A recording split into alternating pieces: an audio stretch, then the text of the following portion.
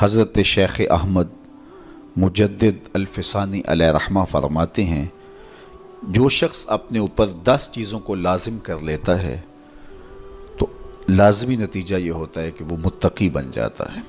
وہ 10 چیزیں کون سی ہیں؟ ماہ صیام کے ان حسین لمحوں میں ہمیں وہ 10 اوصاف اپنے اندر پیدا کرنے چاہیے تاکہ ہم متقی بن جائیں، اور متقی اللہ کے محبوب بندے ہیں۔ تقوی اختیار کرنے والے اللہ جل شانہ کی رحمتوں کے خاص مستحق ہیں۔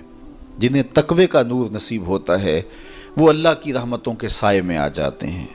اگر ان پر مصائب، آلام، مشکلیں آتی ہیں تو ان کے تقوی کی وجہ سے اللہ انہیں راستے عطا کر دیتا ہے۔ وَمَن يَتَّقِ اللَّهَ يَجْعَل لَّهُ مَخْرَجًا وَيَرْزُقْهُ مِنْ حَيْثُ لَا يَحْتَسِبُ۔ اللہ اکبر۔ ارشاد فرمایا کہ جو اللہ سے ڈرتا ہے، تقوی اختیار کرتا ہے، اس کے لیے ہم مصیبت سے نکلنے کے راستے پیدا کر دیتے ہیں، اور اللہ جل شانہ اس کے لیے وہاں سے رزق عطا کرتا ہے جہاں سے اسے گمان بھی نہیں ہوتا ہے۔ تو یہ تقوی کا نتیجہ ہے جو اہل تقوی کو نصیب ہوتا ہے۔ تو حضرت شیخ نے 10 وہ امور بتائے جو اپنے اوپر لازم کر لینے سے تقوی نصیب ہوتا ہے۔ سب سے پہلی بات آپ فرماتے ہیں زبان کو غیبت سے بچائے۔ اتقاء کے حصول کے لیے زبان کو پاک کرنا ضروری ہے۔ انسان کے زیادہ تر گناہ اس کی زبان کی وجہ سے ہیں، اور غیبت یہ بدترین عمل ہے، اور اس کو بدکاری سے بھی برا قرار دیا گیا ہے۔ الغیبت اشد من الزنا۔ تو اپنی زبان کو غیبت سے بچائے۔ دوسری بات ارشاد فرمائی کہ بدظنی سے بچے، کسی سے خواہ مخواہ بدگمان ہو جانا اور اپنے دل کو کسی کے لیے میلا کر لینا اور اس کی بدگمانی دل میں پالنا، تو یہ تقوی کے منافی ہے۔ تو کسی کی بدگمانی سے، بدظنی سے اپنے دل کو بچائے، زبان کو غیبت سے بچائے، دل کو بدگمانی سے بچائے، اور مسخرہ پن سے بچے۔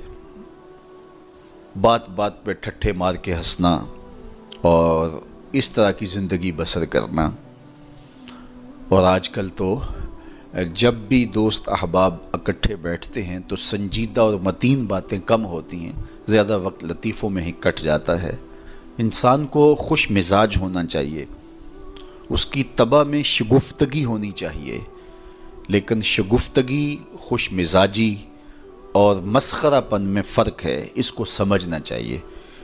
سنجیدہ اور متین زندگی یہ مومن کی زینت ہے، انسانیت کا حسن ہے۔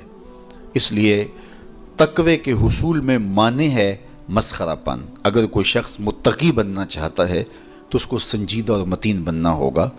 طبیعت کی خوش مزاجی یہ معنی نہیں ہے، لیکن مسخرہ پن اور چیز ہے، اس سے روک دیا گیا۔ چوتھی چیز حضرت شیخ احمد فرماتے ہیں کہ اپنی آنکھ کو حرام سے بچائے۔ اپنی آنکھ کی حفاظت کرنے سے تقوی حاصل ہوتا ہے۔ جب آنکھ خراب ہوتی ہے تو دل خراب ہوتا ہے، جب دل خراب ہوتا ہے تو پھر پورا بدن خراب ہو جاتا ہے۔ اس لیے وہ دروازہ جو کھلا ہے اور اس سے بدی شر اندر اتر رہی ہے، اور پھر اس سے آپ کا سارا نظم ہستی برباد ہو رہا ہے، تو اس دروازے کو بند کریں۔ تو اپنی آنکھ کو حرام سے بند کریں۔ پانچویں چیز ارشاد فرمائی، ہمیشہ سچ بولے۔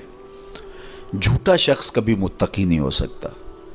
اتقاء کے حصول کے لیے اپنے آپ کو سچ کا خوگر بنانا ہوگا۔ سچ کے بغیر کبھی نہ بولیں۔ جھوٹ بولنے والے کی زبان سے شر پھیلتا ہے، اور جب کوئی شخص جھوٹ بولتا ہے تو حدیث پاک میں آتا ہے اس سے بدبو نکلتی ہے، جس کو عام لوگ تو نہیں سونگھ پاتے، لیکن اللہ کے فرشتے 1 میل دور پیچھے ہٹ جاتے ہیں۔ تو مومن سچا ہوتا ہے، مومن جھوٹا نہیں ہوتا، اور تقوی کے حصول کے لیے سچ شرط ہے۔ چھٹی چیز ارشاد فرمائی، ہر حال میں اللہ کا احسان مانے۔ جب کوئی بھی انسان پر بہتری آئے تو اس وقت یہ کہے کہ یہ میرے رب کا احسان ہے کہ مجھے یہ حاصل ہوا ہے۔ بہت سارے لوگ اپنی محنت کا نتیجہ قرار دیتے ہیں کہ یہ میں نے کیا تو اس کے نتیجے میں یہ ملا۔ بسا اوقات آپ کتنا سیدھا کام کر رہے ہوتے ہیں، کتنی محنت کر رہے ہوتے ہیں، لیکن نتیجہ اس کے برعکس آ رہا ہوتا ہے۔ سیدنا علی المرتضیٰ رضی اللہ تعالیٰ عنہ فرماتے ہیں، میں نے اللہ کو اپنے ارادوں کی شکست سے پہچانا، تو یہ اس کی کرم نوازی ہے کہ اس نے ایسا کر دیا۔ صحت میرا کمال نہیں، یہ اللہ کی عطا ہے۔ علم میرا کمال نہیں، یہ اللہ کی عطا ہے۔ لہجوں کی خوبصورتی یہ اس کی عطا سے ممکن ہے۔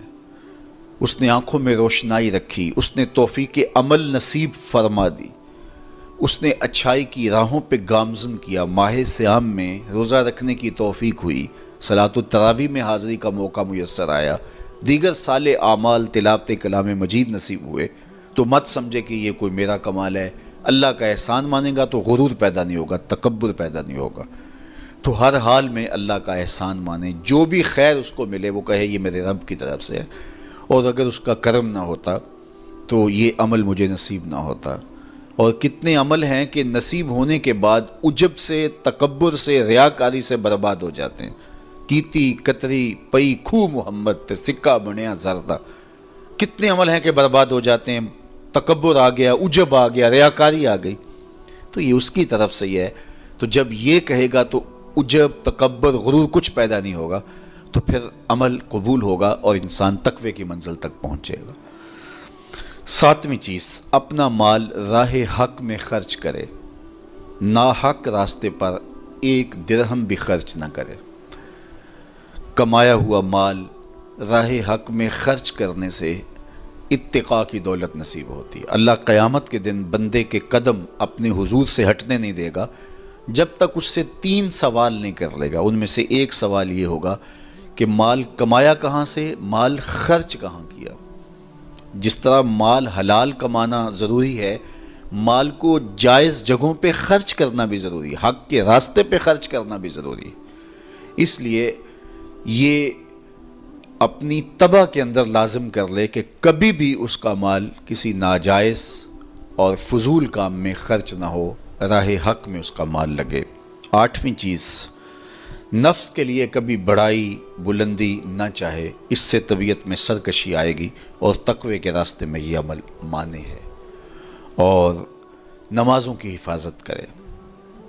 نمازوں کی اگر حفاظت نہیں کرتا تو باقی سارے عمل اس کے پاس ہیں، تو وہ متقی کیسے بن سکتا ہے؟ چونکہ یہ تو اسلام کا بنیادی فریضہ ہے جو اہل ایمان پر لازم کیا گیا ہے، جو کسی صورت کے اندر بھی، حتیٰ کہ حالت بیماری کے اندر بھی معافی جس کی نہیں ہے، سفر کے اندر بھی نماز کی معافی نہیں، مختصر کر دی گئی، قصر کر دی گئی، لیکن معافی نہیں دی گئی، حالت جنگ کے اندر بھی اس کی معافی نہیں ہے۔